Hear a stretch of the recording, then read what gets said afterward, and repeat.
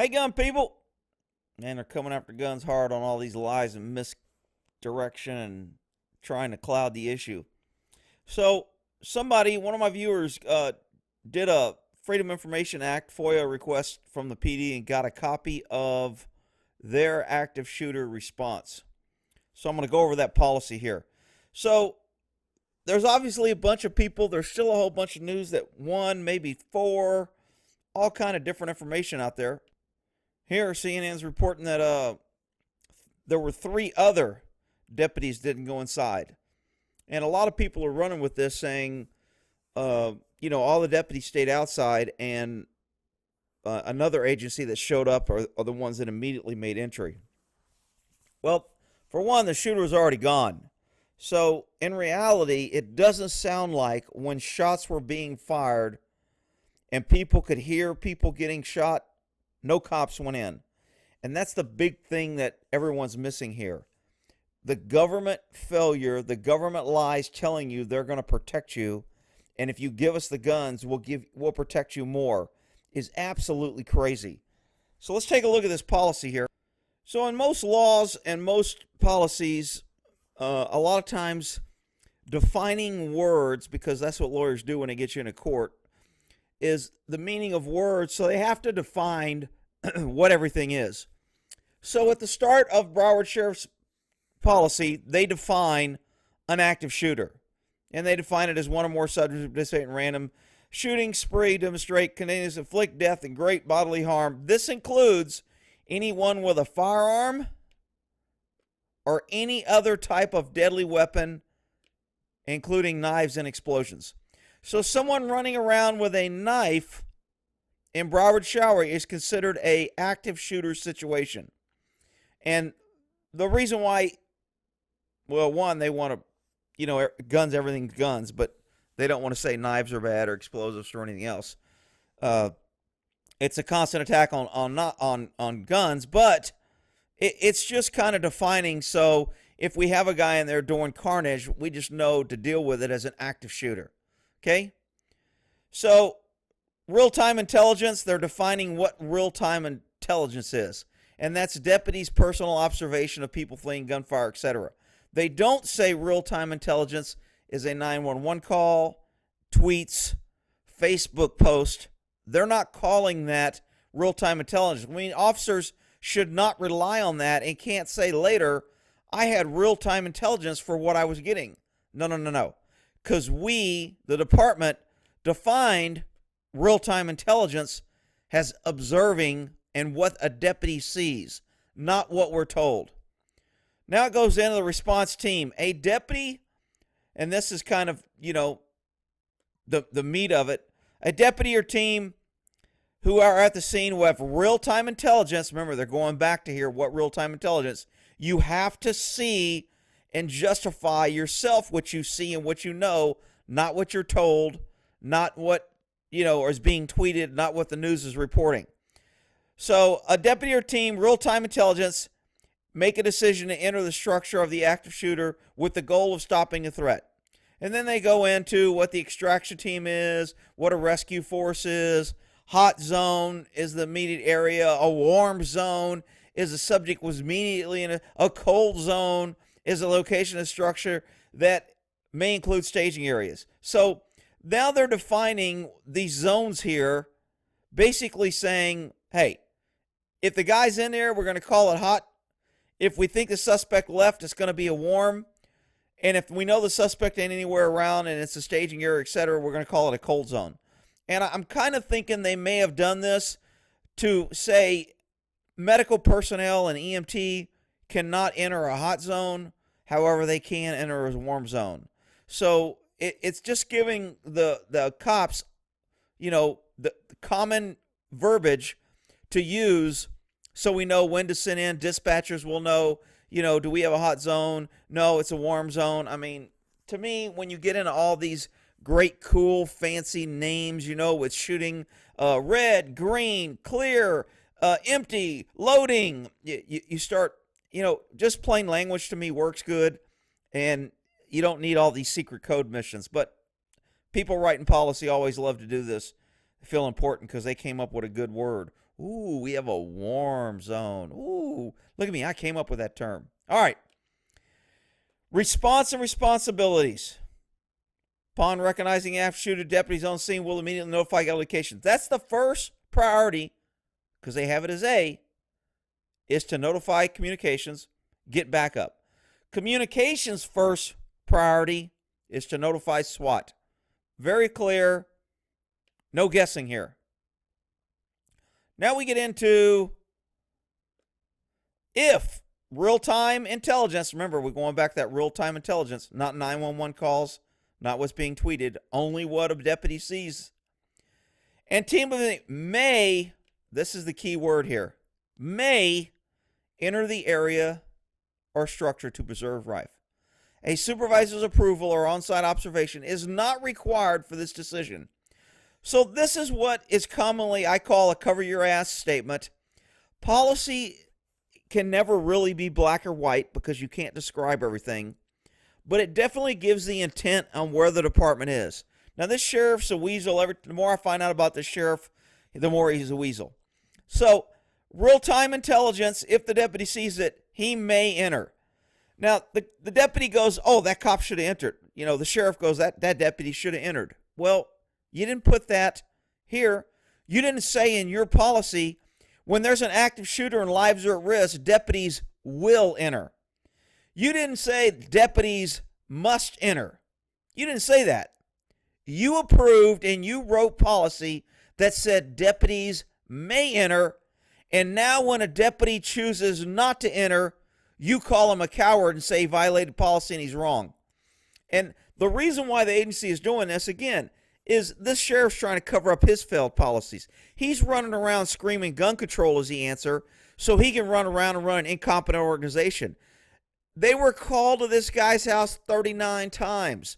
Now the sheriff is relieving 2 other deputies because he said they didn't do the right thing in the call. Well, out of 39 calls, maybe you should have called a clue and maybe should have figured this out. Maybe if you knew what was going on in your agency, you would know that your deputies were dropping a bucket. Maybe you would know that this is absolute, a clear-cut word that totally tells me this gives the department cover and it gives the officers cover. Deputies may enter. That means deputies don't have to enter. Deputies, if they do enter and something goes wrong, we can challenge the deputy and say, why did you enter? You didn't have to enter. The policy doesn't say you had to enter. You made a decision to enter. When you made that decision, did you have real-time intelligence? Because if you didn't, why did you enter? Because the policy doesn't say you have to enter. It says you may enter. And that's what happens when you write policy that gives wiggle room for the department and the officer. It's just BS. So it goes down through the whole policy here. I'll scan through it. You can pause it if you want to read it. Thanks to Billy for getting me this. I appreciate it.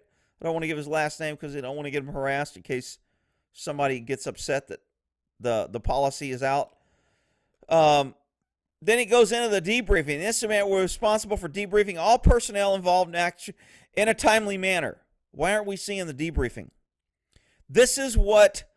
To me, this is where the meat and potatoes are, and this is never. I've been to plenty of debriefings, and this is where all things are discussed and all things are pointed out on what we did wrong and what we could do better and the mistakes we made. But you know what? The public never gets after-action briefings. It's considered law enforcement confidential. It's law enforcement sensitive. We don't want to discuss this and expose our failures so we can be held accountable by the people that we continuously fail to protect.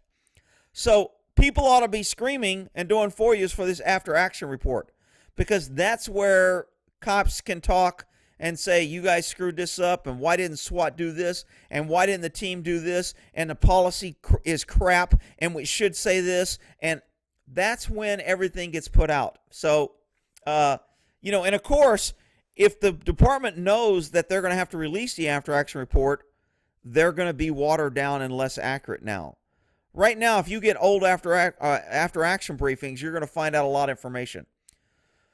So this is just one, and of course, most agencies have pages and pages and literally binders of policy like this, where cops have to know what word means what, and when you make a decision on scene, what you need to consider, and when you can be held accountable, and when you violate policy and you didn't.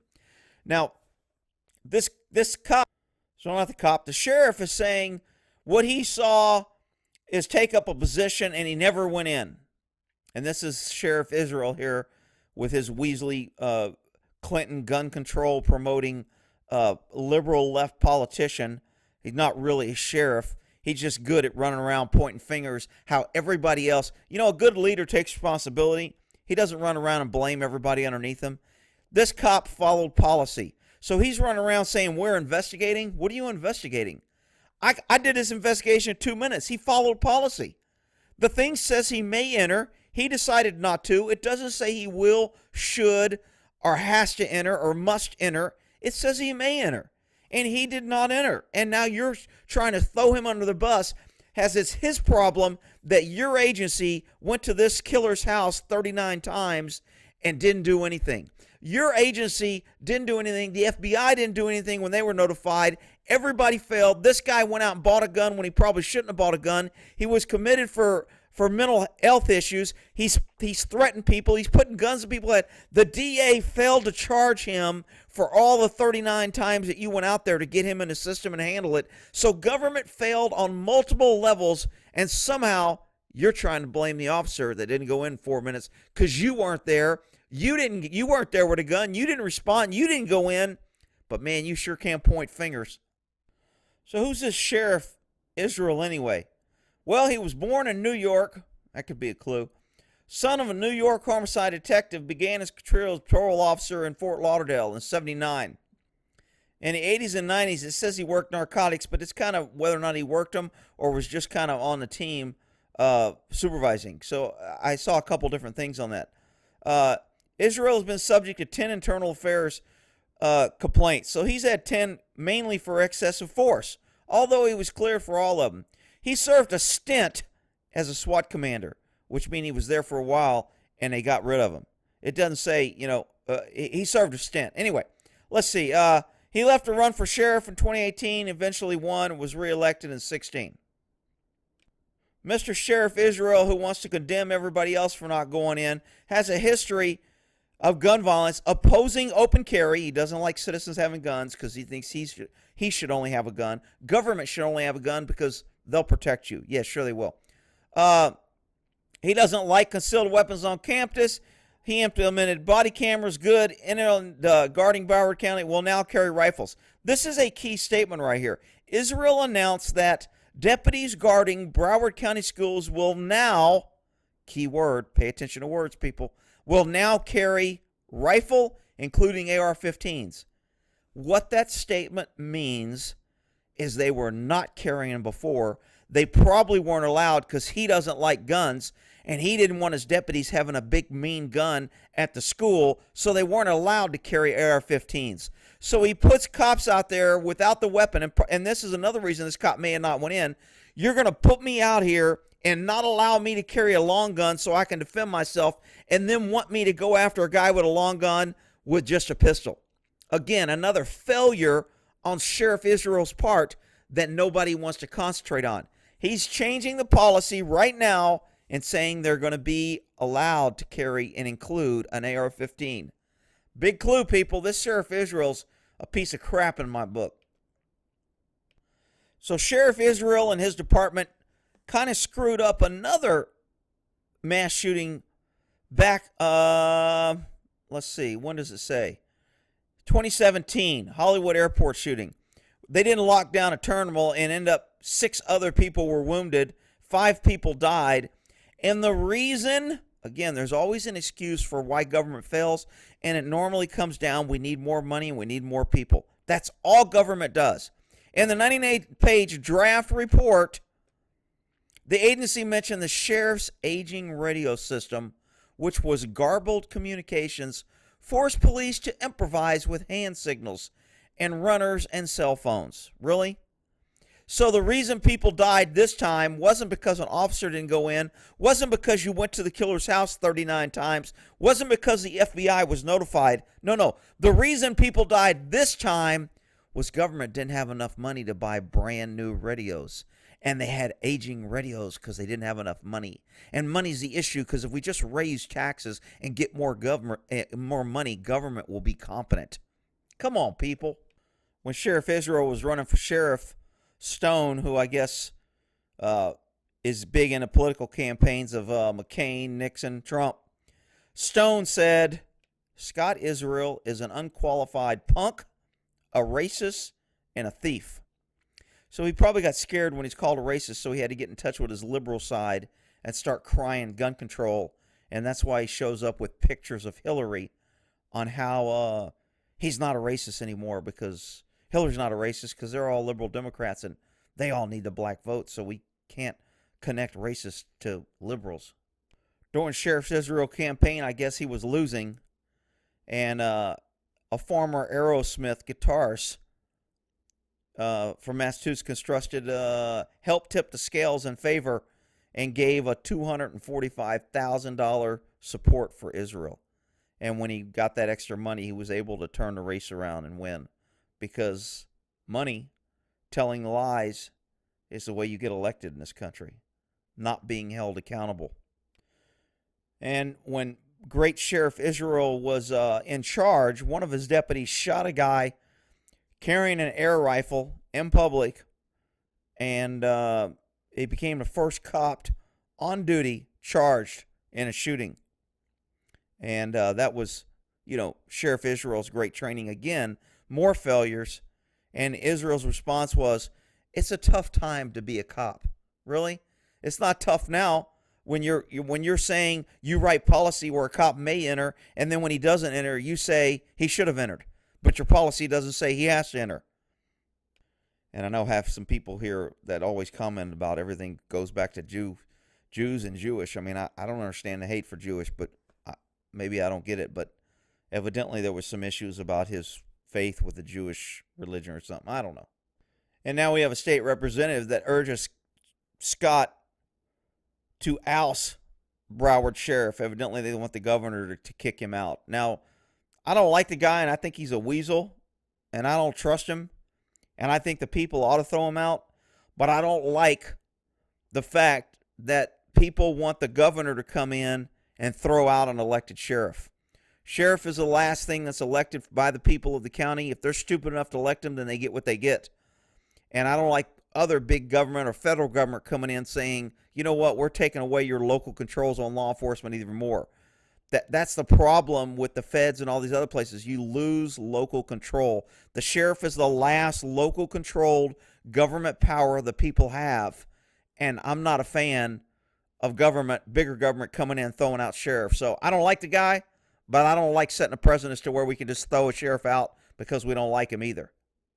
And evidently he's getting heat on social media, hashtag resign Sheriff Israel. Look, he's already come out. He ain't leaving. Liberals never leave.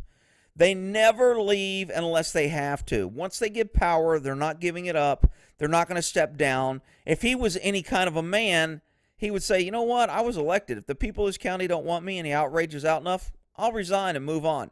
He's got plenty of pensions. He don't need this job. You know what?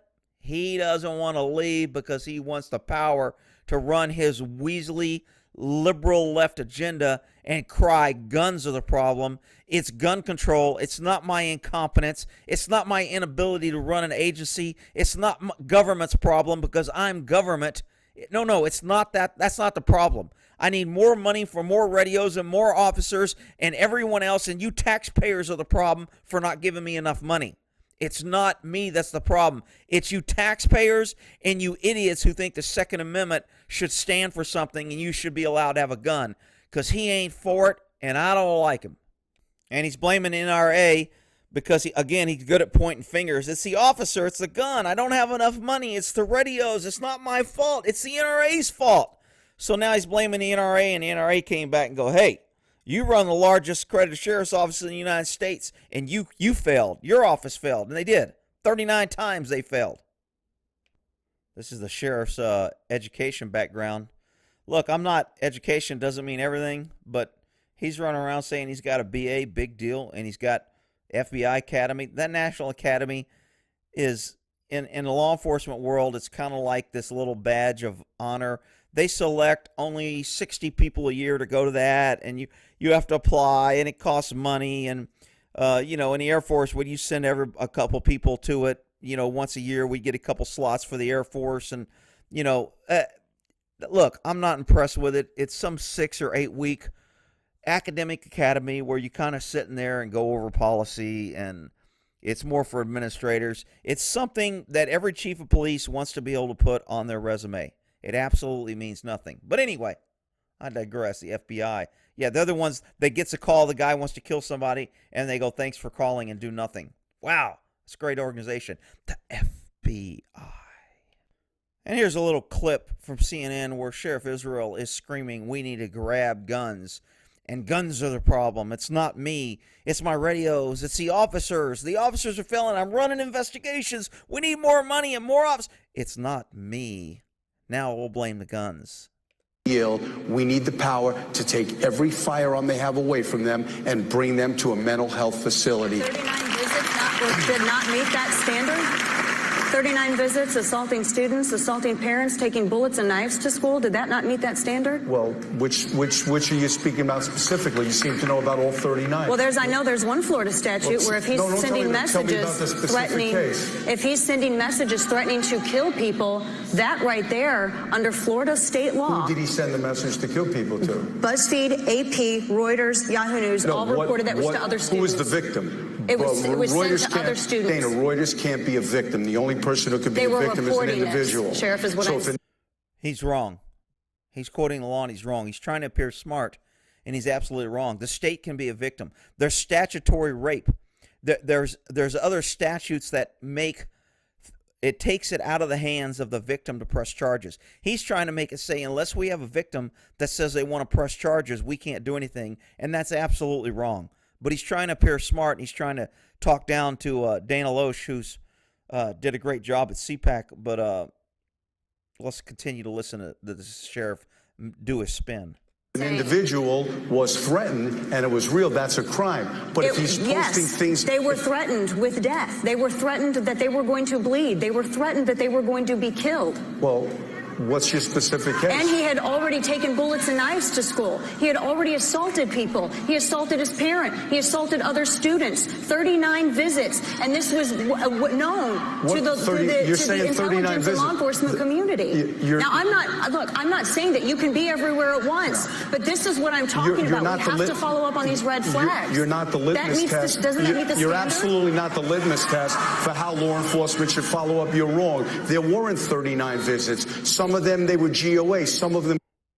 Did everybody catch that? Because he just contradicted himself. There weren't 39 visits. Some of them there was 39 calls. There were 39 contacts, 39 complaints, maybe not actual visits, but there was 31 red flags between calls, complaints, and visits that this guy was a problem, and he failed and his officers failed under his direction. And he wants to blame the guns now and say, if we could only take the guns. Called from other states to say there were 39 visits. I don't know where you got those facts, but you're completely wrong. Did they report it inaccurately? They reported it inaccurately. But if you're going to stand up in front of a national audience, you shouldn't rely on a media. This is what I'm asking. Be mentally ill. We need the power to take every firearm they have away from them. Yeah, okay. Yeah. So he's going to say the news media reported wrong. He's a big CNN. CNN loves him because he's screaming to get the guns. So CNN didn't report this, huh, Sheriff? Here's a little article for you. Broward County deputies were called to Cruz family home 39 times. Now, remember he said there wasn't 39 visits? See, that's why they play words on people that aren't paying attention, and lies can get lost in the minutia of game playing. He said, you're wrong. There wasn't 39 visits. Some of them were calls. Some of them were... CNN reported there were 39 times they were called to the Cruz home, meaning they had 39 different complaints, and they ignored them. They blew them off. They sloughed them off. They didn't do their job. They didn't connect the dots. Nobody was there with crayons connecting the dots for them, so they missed it. Government failed. The guy killed all these people, and now they're trying to blame the gun and the officer that didn't go in. And, of course, liberal-run companies that gun owners keep patronizing. Patriots keep supporting these liberal left organizations like Starbucks and the rest of these liberal left loons that want to go out there and support anti-American, anti-freedom, anti-patriotism, anti-gun, anti-constitution, and people still keep using them, and that's why they're allowed to push their agenda. So, look, everybody knows I'm not a big NRA fan. I think they're a money-grabbing organization, but you know what? Everybody's attacking them to blame them. Now it's the gun, now it's the NRA, now it's the officer that didn't go in. Nobody's saying government failed. They continue to fail. There's no way government can protect you, and to believe that if you give up your guns of self-protection that somehow you're going to be safer is a government lie. I just can't believe it. And now they got all these organizations jumping online to boycott gun people, I guess, in the NRA. They're calling. And here's a list of the people that are saying, we're severing ties with the NRA. We're not going to support them because they're pro-gun and they're for the Constitution. And you know what? Delta, United, all you freaking MetLife, AARP, Starbucks, they're not listed here. They're all in the same group, run by liberal left policy that's pushing their agenda, trying to squash freedoms and blame the Second Amendment. Nobody attacks the first. Nobody attacks freedom of religion when peaceful religion's out there blowing up people. No. We have the First Amendment right to do that. We can't infringe on that. But the Second Amendment is constantly infringed. I'm telling you, people, government wants the guns at all costs, and if you give it up, you're an idiot. You know what? The country gets what it gets. They ain't getting mine. And we're going to end this with a little piece from Dana Loesche at the CPAC conference on her speech where she slammed the media. All the people on the platform in the back can hear me loud and clear. Many in legacy media love mass shootings. You guys love it. Now, I'm not saying that you love the tragedy, but I am saying that you love the ratings. Crying white mothers are ratings gold to you and many in the legacy media in the back. And notice I said crying white mothers because there are thousands of grieving black mothers in Chicago every weekend, and you don't see town halls for them, do you? Where's the CNN town hall for Chicago? Where's the CNN town hall for sanctuary cities?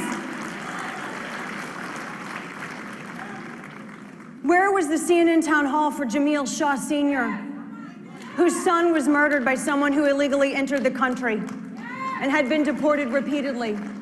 Where was his voice?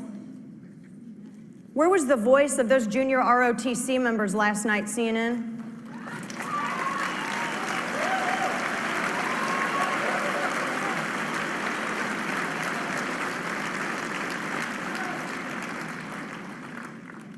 If it bleeds, it leads, doesn't it? And I don't mean to ignore you all here, but I'm really looking at a lot of the legacy media back there on the platform. And you can write whatever you want about me, and you can come find me in the hallways, and you can scream at me, and you can try to confront me. But I'm here, we're not going anywhere. I call BS. All right, we'll end that there. Maybe this sheriff is the problem and government's the problem and not an inanimate object like a gun. Cars kill 30,000 people a year in this country, and nobody's calling for the control or banning of cars. Fast cars, cars that move or handle well, cars that have big gas tanks or big speedometers. Nobody's calling for control of those. It's only an attack on freedom and the Second Amendment. First Amendment's not under attack. You can go out there and say what you want. You can have freedom of religion. You can call yourself a peaceful religion and run around and blow things up. But you can, and you can't attack the First Amendment. But by gosh, that Second Amendment, we got to get rid of that sucker, because this country was built and formed on that amendment, and it's kept our government in check for all these years, which is why we were so successful. And now all of a sudden the liberals want to come around and tell you, no, freedom's bad. Too much freedom's bad. And if we just give us the guns, we, the government, will protect you. I call BS, people. Pay attention.